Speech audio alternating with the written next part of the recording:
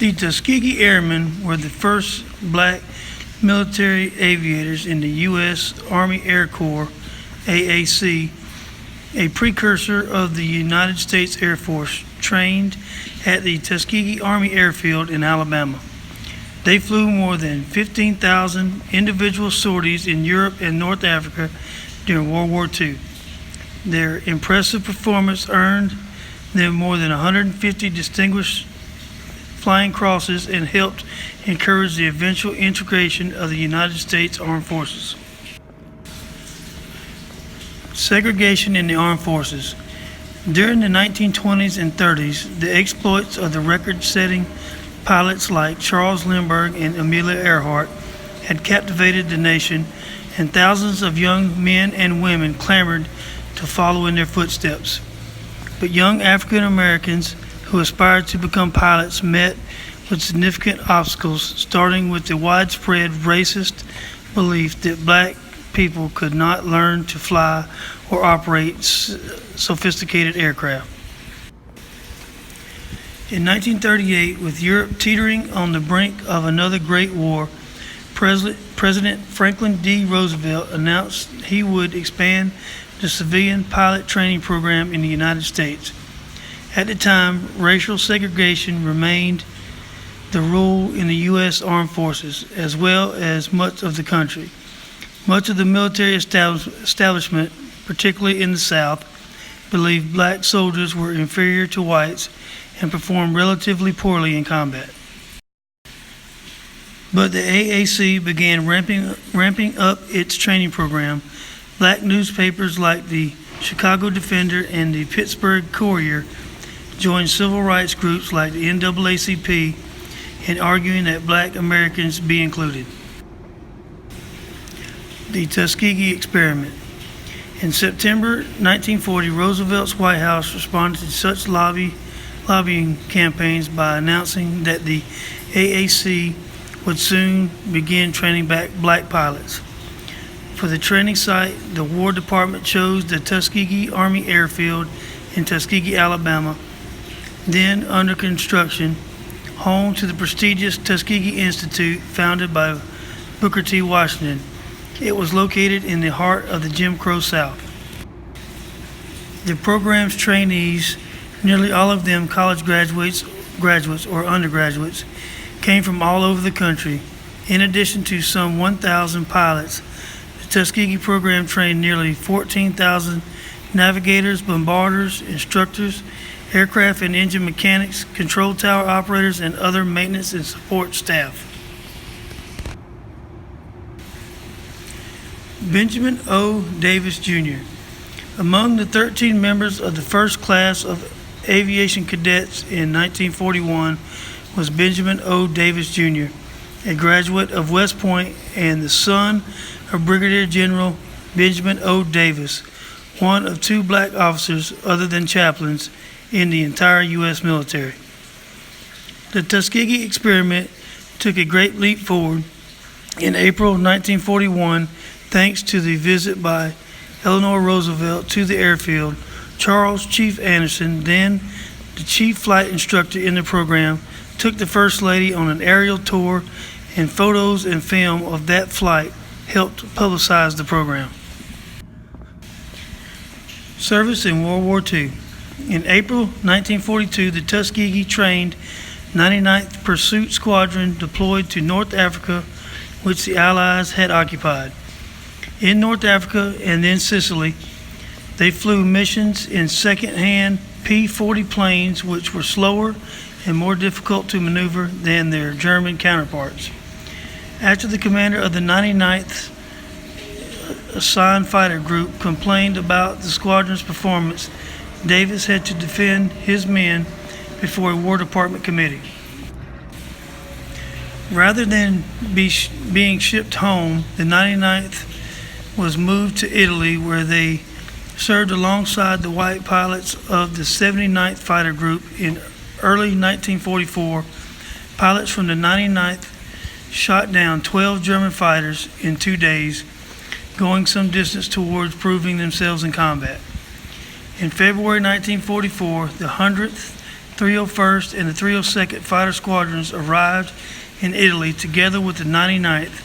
These squadrons of black pilots and other personnel made up the new 332nd Fighter Group.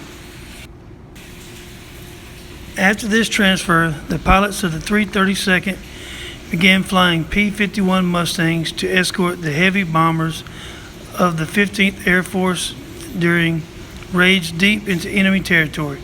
The tails of their planes were painted red for identification purposes, earning them the enduring nickname Red Tails. Though these were the best known of the Tuskegee Airmen, black aviators also served on bomber crews in the 477th Bombardment Group, formed in 1944. Tuskegee Airmen Legacy. By the time the 332nd flew its last combat mission in April 26, 1945, 2 weeks before the German surrender, the Tuskegee Airmen had flown more than 15,000 individual sorties over 2 years in combat. They had destroyed or damaged 36 German planes in the air and 237 on the ground, as well as nearly 1,000 rail cars and transport vehicles and a German destroyer. In all, 66 Tuskegee trained aviators were killed in action during World War II, while another 32 were captured as POWs after being shot down. Armed Forces Integrated. After their brave service, the Tuskegee Airmen returned home to a country where they continued to face systemic racism and prejudice, but they did represent an important step forward in preparing the nation for the racial integration of the military, which began with President Harry Truman and his executive order of 1948, mandating equality of opportunity and treatment within the United States Armed Forces.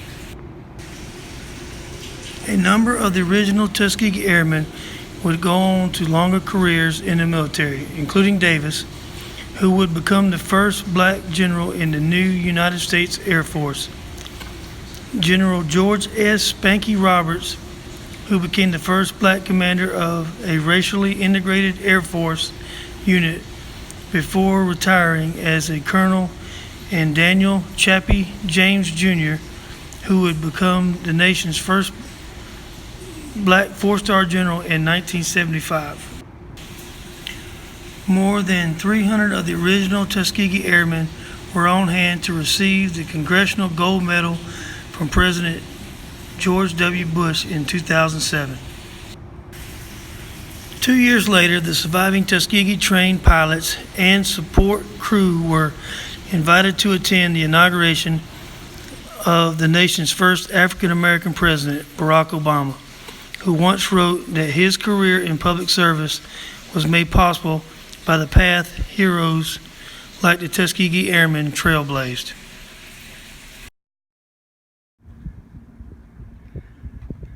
Tuskegee Airmen, the first African American fighter pilots in the U.S. Army Air Corps, were public face of the Tuskegee Airmen. They made extraordinary contributions to the Allied victory in Europe during World War II, but their success was made possible by the thousands of men and women who served in the military supporting roles. Over 10,000 African American men and women took part in the Tuskegee Airmen experience. All of them, not just the pilots, are Tuskegee Airmen.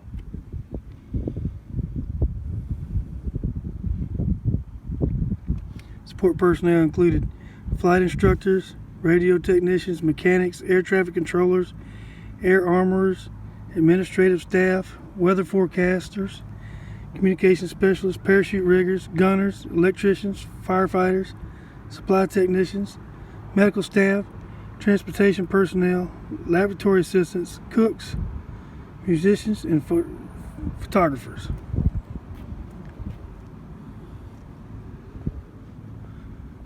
Prepared to fight and die, the Tuskegee Airmen Historical Site commemorates the contributions of the Tuskegee Airmen during World War II and to American society afterwards. The site preserves Moton Field, where the airmen trained before going to war. Their courageous performance in wartime earned them opportunity, and respect at home and abroad. Their efforts helped pave the way for military desegregation and for the civil rights movement of the 1950s and 1960s. Like most American society in the 1940s, the military was strictly segregated along racial lines. Tuskegee Airmen served in separate units throughout the war. Despite these conditions and the skepticism of the military leadership, they molded themselves into a highly effective combat unit and served their country with distinction. The men of the 99th Fighter Squadron and the 332nd Fighter Group completed over 1,500 missions, destroyed over 260 enemy aircraft, 112 in the air, sank one enemy destroyer, and demolished many enemy installations. We all are prepared to fight and die for our country, and after the war, we were prepared to fight and die for our rights. I think that the contribution that was made by the Tuskegee Airmen.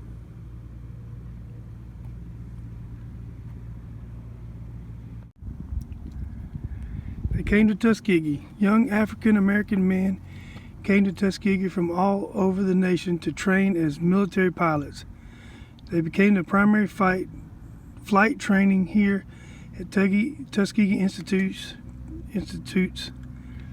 Moton Field. Tuskegee Institute also had a smaller field, Kennedy Field, where some cadets received orientation flights with the Piper J-3 Cub. During pre-flight training, cadets who successfully completed primary at Moton Field transferred to Tuskegee Army Airfield, 7 miles from here, for basic and advanced flight training conducted by the Army Air Force. Only Moton Field remains.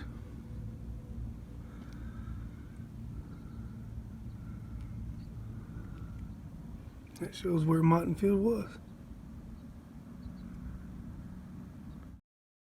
Here's a picture of what the airfield looks like today, and then I got a picture of what it used to look like. That's pretty cool, seeing it from that vantage point. But anyway, in those two hangars down there is really nice museums inside there, and I would not have even guessed that there was museums down there, but I walked down there to see the exhibits, and there's really, the video that I looped earlier is inside the museum. So if you ever get a chance and you're going through Tuskegee, go Tuskegee, go check it out. It's really nice.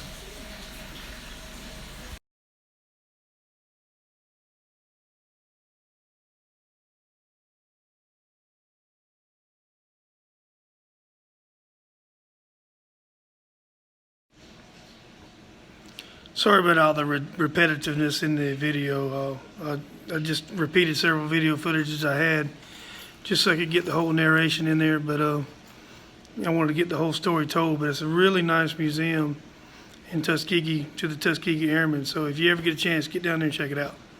Hope you enjoyed the video. Thanks.